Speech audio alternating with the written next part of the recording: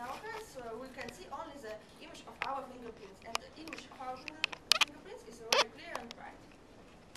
So we divided our search into stages. In the first part of our investigation, we will tell you about glass without a finger, and then we will tell you about why the fingerprints are so clearly visible. So based on the condition of the problem, we set some goals. At first, we want to explain why we don't see objects which stay behind the glass, and then we want to explain why the fingerprint is so clearly visible. So let's start with glass without a finger.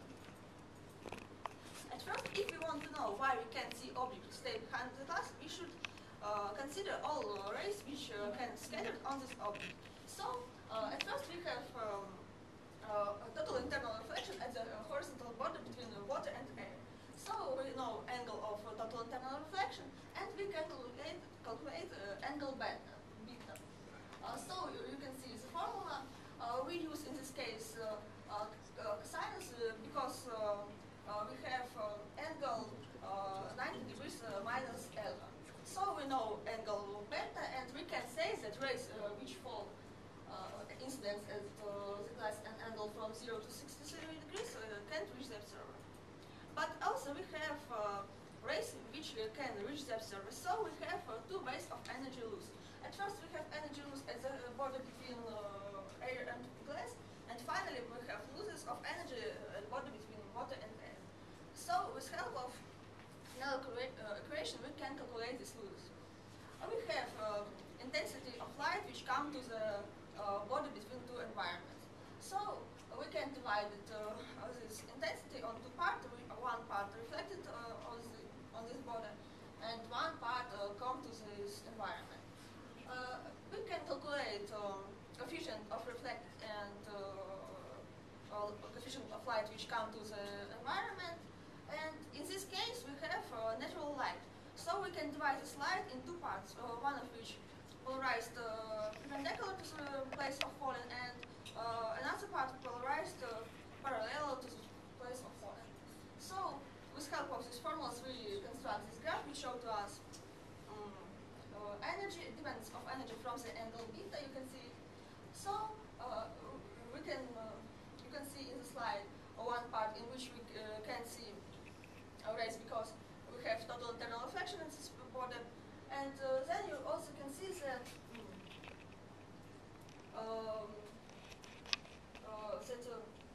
energy which comes to the observer never reach 100 degrees from the original.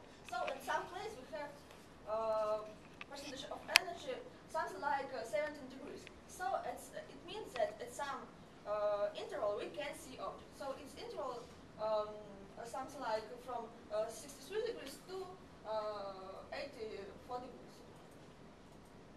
So now we can calculate in which place we can see object behind the glass.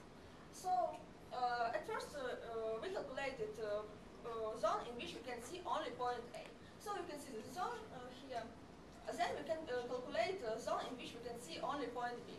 But all object AB we can see only in the place of meeting of these two zones. You can see the zone is a red zone, and the zone is very narrow, only 11 degrees. That's why it's so difficult to see objects which stay behind the glass. But if an observer can go into the zone, he can see objects which stay behind the glass. So for checking it, we have done experiment. We take a glass with water and painted the bottom of this glass in blue color. Then we take the plate and colored part of this plate in red color, and this red part finished at the level of water, and other part of our plate colored in yellow. So really, you can see that at this angle of observation, we can see object behind the glass. But if we change angle of observation, we can see this object. So it means that our theory is wrong. Now we can draw the conclusion for the first part.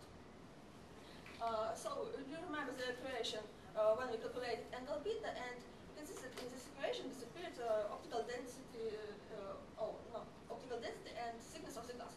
So we can say that the thickness of the glass has minimal influence on the percentage of passing the glass rays. But we should remember that we have energy losses between air and glass. That's why the optical density of the glass affects on the percentage of passed in the glass rays.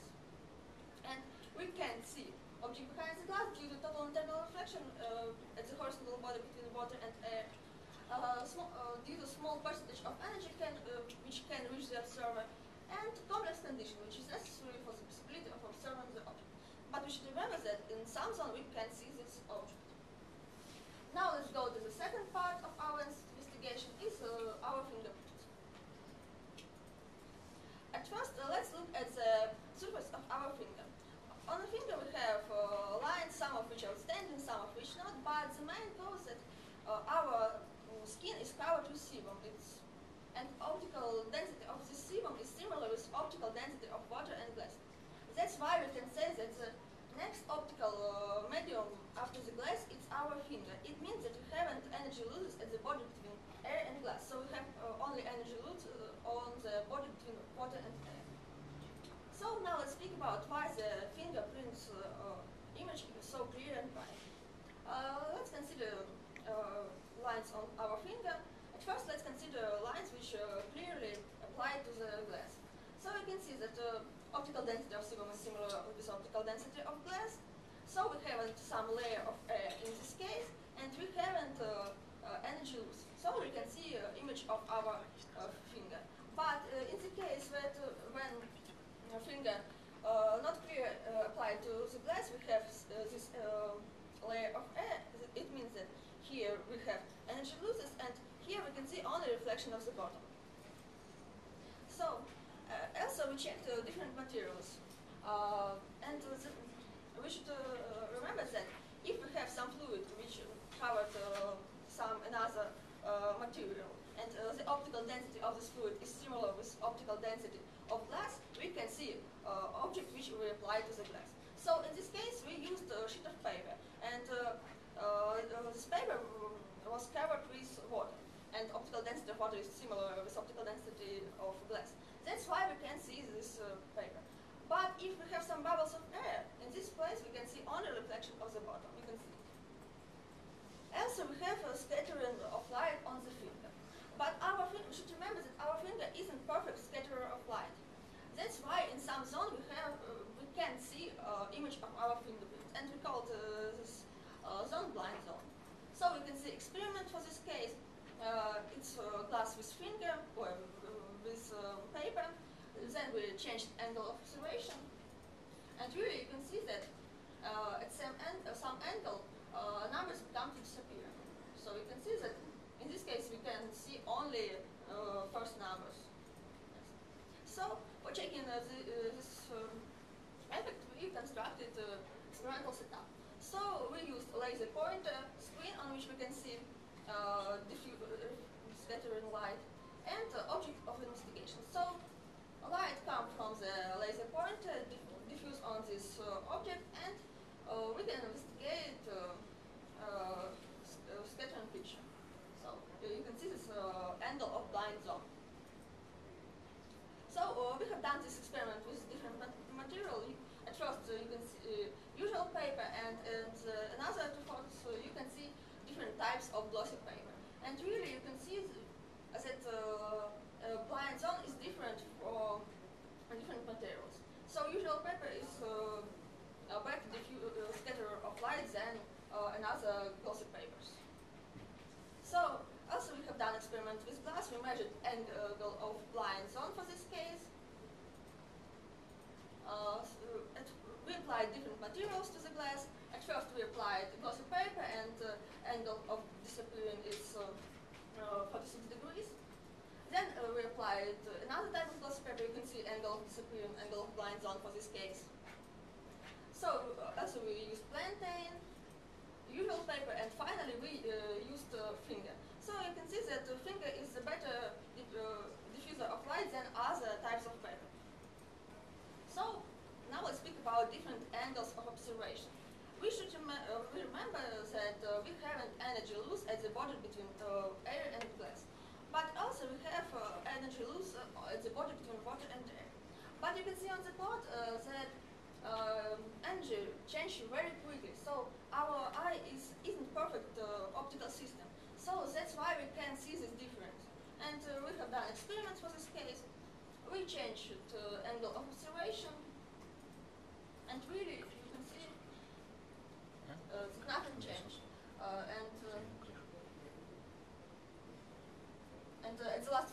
can see number one more bright only due to the focus of our cam. Now let's go to the conclusion for all our work. At first, we can see things behind the glass due to total internal reflection at the horizontal border between water and air. Small percentage of passed in glass rays. Complex condition which is necessary for the possibility of observing object. Then, the thickness of the glass has minimal effect on the percentage of passed in glass rays, but we should remember that the optical density of glass and water have influence on the losses of light energy. And conclusion for the fingerprint. We can see fingerprints due to optical contact between a finger and glass. There is optical contact because skin is covered with sebum, and optical density of this sebum is similar with optical density of glass. That's why in this optical system, sebum works as immersion fluid. And this effect can be observed with different materials, but we should have this immersion fluid. And we can see fingerprints in every point over the glass because our finger is in perfect diffuser of light. It's our references, and that's all. Thank you for attention.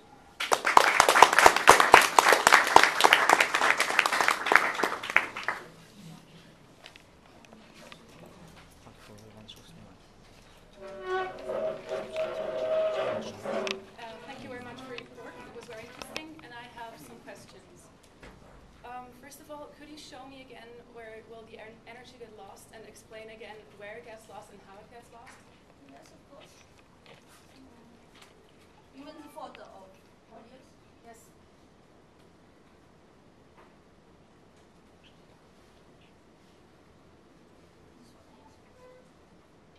So, we have energy losses at two bodies between air and glass and water and air. So this energy losses is because the optical density of air and glass is different, and the optical density of water and air is different too. That's why we have this energy losses. But where does it get lost? I don't get that point. So you can see where does the energy go? So we have some energy which goes to the glass. So part of this energy reflected on the glass, and part of this energy can come to the glass. So you can see it, this lines. Also, we have another losses because part of the energy can reflected at the border between water and air, and part of the energy can go from the water. So we have two ways of loss of energy. Okay, and you say that these energy losses make us see the finger, well, the fingerprint. No, fingerprints we can see because we haven't energy losses at this border, because we haven't this layer of air. Okay. And could you show me page number 19 again, please?